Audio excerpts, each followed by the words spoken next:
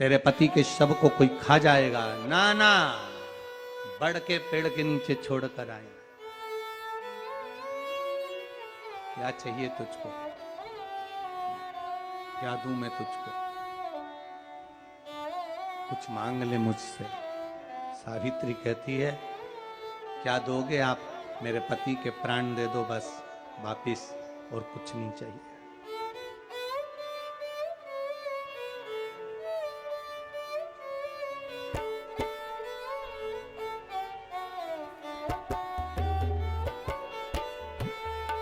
But Savitri की अमावस्या के दिन किसी एक माता ने सीहोर आश्रम पर एक मैसेज भेजा, और उस मैसेज में लिखकर भेजा कि गुरुजी से पूछना, हम भी तो पति की इतना मानते हैं, पति का सम्मान करते हैं, पति को आदर देते हैं, तो हम भी सावित्री की गिनती में आते कि नहीं आते?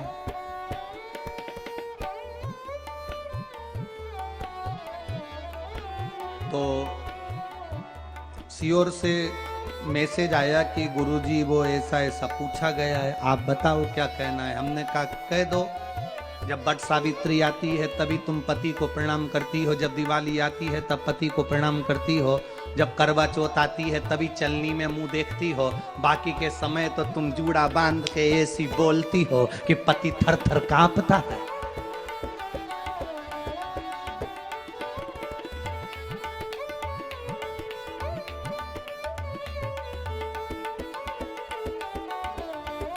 केवल एक करवा चौथ का दिन ऐसा होता है कि चलनी में पति का मुंह देखती हो। तुम चलनी में पति का मुंह देखती हो, और पति तुम्हारे गले में जो मंगलसूत्र टंगा है उसको देखता है, क्योंकि उसको मालूम है 6 महीने से पीछे पकड़ कर बैठी थी, मेरा पहला करवा चौथ का व्रत आ रहा है, मंगलसूत्र दिला देना। मेरा पहला करवा चौथ का व्रत आ रहा है, मंगलसूत्र दिला देना। बेचारे ने ना जाने कहां से कर्जा कर कर इतना बड़ा मंगलसूत्र दिलाया, लाल लाल मोती, और इतना बड़ा पेंडिल लटक रहा। तुम चलनी में मुंह देख रही हो, तुम्हारा मंगलसूत्र देख रहा 80,000 का, 80।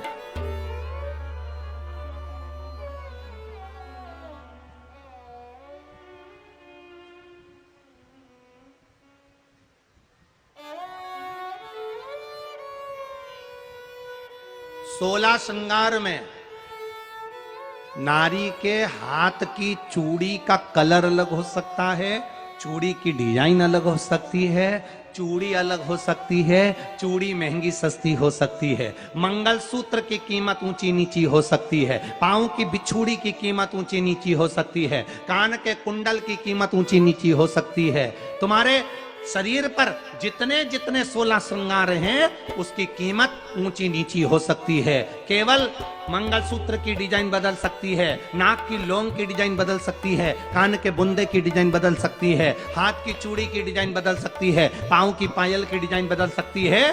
केवल नारी के 16 श्रृंगार में एक श्रृंगार ऐसा है जिसकी कीमत जो पहले थी वही कीमत आज तक है, और उसकी डिजाइन आज तक नहीं बदली। वो मांग का सिंदूर है, एक जैसी डिजाइन है और एक जैसी कीमत है।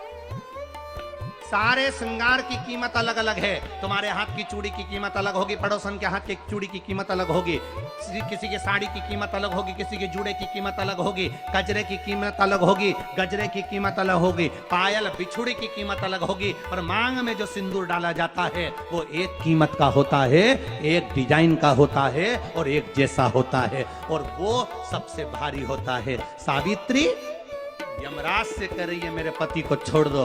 यमराज कह रहा है सावित्री तेरा पति मर चुका है, मांग के सिंदूर को पोंछ दे। सावित्री कहती है पूरा श्रृंगार उतार दूंगी पर मांग का सिंदूर नहीं पूछने दूंगी। तब यमराज ने कहा जब तक तू मेरे मांग का अपनी मांग का सिंदूर नहीं उतारती तब तक तू मेरे पास नहीं आ सकती।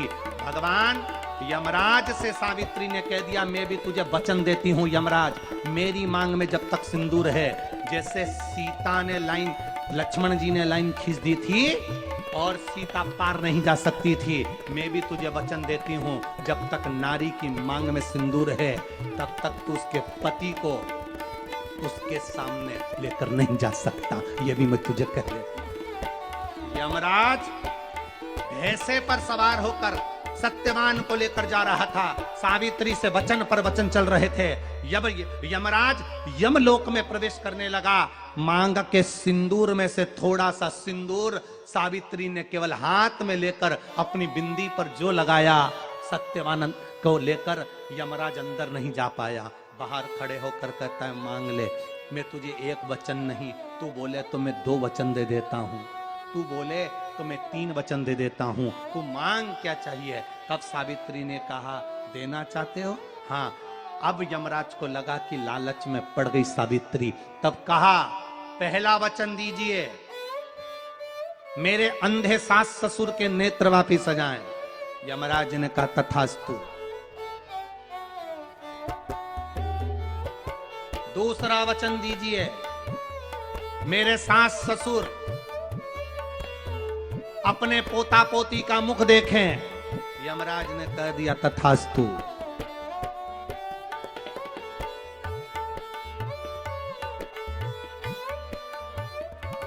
जाओ।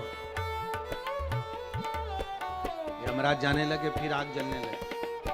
कहने लगे, अब मैं अंदर क्यों नहीं जा पा रहा हूं। सावित्री कहती है, तुमने वर दिया है मेरे सास ससुर पोता पोती का मुख देखें, उनके बेटे को तुम ले जाओगे तो पोता पोती कहां से होगा। छोड़ कर जाओ। सावित्री है, पति को वापिस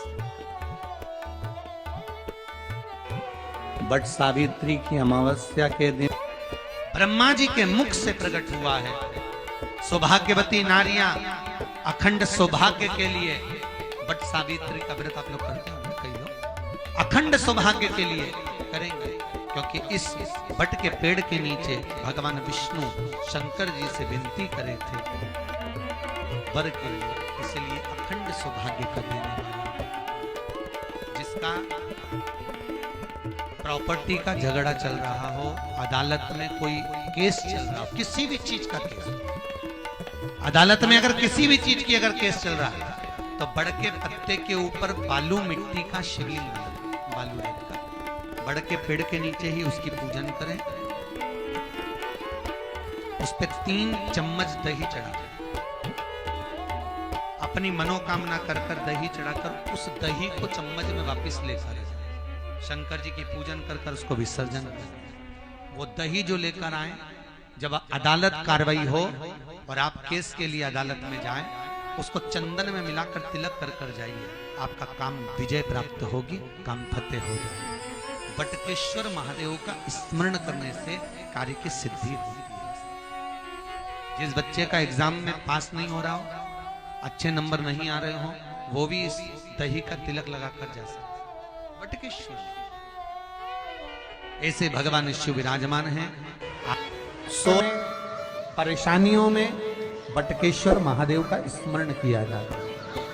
और यदि निवेदन करूंगा, बहुत ज्यादा यदि आपको कर्जा हो गया है, बहुत ज्यादा कर्जा हो गया और वो कर्जा चूक ही नहीं रहा, तो थोड़े दिन बड़ के पेड़ के नीचे आप बटकेश्वर महादेव के लिए 1 लोटा पानी, उसमें थोड़ा सा पिसा हुआ चावल पीस के गला लेना, चावल को और पीस लेना, पीस के उस पानी में मिला लेना और मिलाकर उसमें थोड़ी सी हल्दी पिसी हुई डालकर बटकेश्वर महादेव के नाम से बड़ के पेड़ के नीचे अपनी कामना कर कर जो कर्जा हुआ है उस कर्जे का भान देते हुए, स्मरण देते हुए छोड़ दे। महाराज 2 या 3 सोमवार एक ही जगह पर करना, 3 सोमवार बाद वहीं से बड़ के पेड़ की थोड़ी सी जड़ उठा लाना और उस जड़ को कोई धागे में बांधकर या तो अपने गले में डाल लो या अपनी जेब में पटक लो, उसको थोड़े दिन पटक कर रखो, लगभग 2 से 3 महीना पटक कर रखो। वो जड़ जैसे बढ़ता पेड़ विस्तार होता है, पानी गिरे ना गिरे, जल वृष्टि हो ना हो, गर्मी पड़े ना पड़े, उसको कोई फर्क नहीं पड़ता। बड़का वृक्ष आप रूप फैलता जाता, उसकी जड़ें अपने आप प्रबल होती है। उसी तरह ये बटकेश्वर महादेव कहीं से भी अगर जड़ आपके पास में रखी है 1 महीना, 2 महीना, 3 महीना तक, तो ये जड़ अपने आप लक्ष्मी को पकड़कर खींच कर लाती है और कर्जे से मुक्त कर देती है। बटके परमेश्वर महादेव। पत्नी को कभी हल्का मत समझना। सावित्री का पति शांत हो गया था, मर गया था। बड़ के पेड़ के नीचे यमराज उसको लेने के लिए आ गए और सावित्री को छोड़कर यम उसके पति के प्राण लेकर जाने लगा। सावित्री मैया अपने सात्वित्व के बल से, सावित्री अपने सात्वित्व पतिव्रता परमेश्वर के बल से यमराज के पीछे पीछे जाने लगी। यमराज आगे, सावित्री पीछे, यमराज आगे, सावित्री पीछे। यमराज ने पलट कर देखा तो पीछे सावित्री आ रही थी। सावित्री से पूछा, तू मेरे पीछे क्यों आ रही है? मेरे पति सत्यवान को तुम लेकर जा रहे हो, मेरे पति को छोड़ो। यमराज ने कहा, इसका अंतिम क्षण है, मर चुका है, जाओ नीचे उसके शरीर का अंतिम संस्कार करो, नहीं तो कोई जानवर खा जाएगा। सावित्री बोली, मैं जाने वाली नहीं हूं, मेरे पति को छोड़ो। यमराज कहते हैं, हम जिसको पकड़ लेते हैं उसको छोड़ते नहीं है। यमराज लेकर जाने लगे। सावित्री और पीछे चली, सामने यमलोक था, अंदर सावित्री जाने लगी तो यमराज ने रोक दिया। रोक, कहां जा रही है तू? अंदर क्यों प्रवेश कर रही है? मेरे पति सत्यवान को छोड़ दो। यमराज प्रसन्न होकर बोले, सावित्री आज मैं प्रसन्न हो गया तुझ पर, क्योंकि तू मेरे दरवाजे तक आई है, मांग तुझे क्या चाहिए। सावित्री कहती है, मुझे 2 वर दे दो, मुझे 2 वर दे दो। अब तो यमराज प्रसन्न हो गया, ये अपने पति को भूल गई, इसने अपने पति को छोड़ दिया। ये अपने पति को भूल गई, इसने अपने पति को छोड़ दिया।